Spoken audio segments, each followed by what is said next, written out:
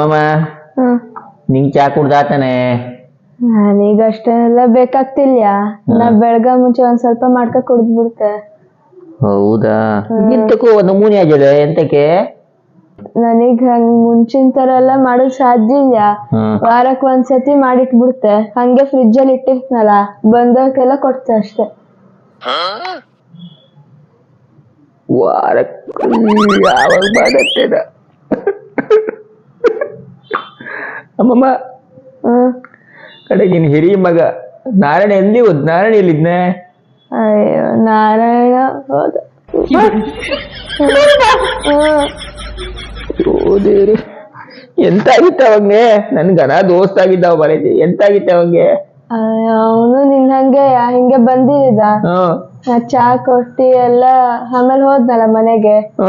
ಆಮೇಲೆ ಹಂಗೆ 1 ವಾರ ಆದ್ಮೇಲೆ ಹೊಟ್ಟೋದ ಅಂತ ಸುದ್ದಿ ಬಂತು.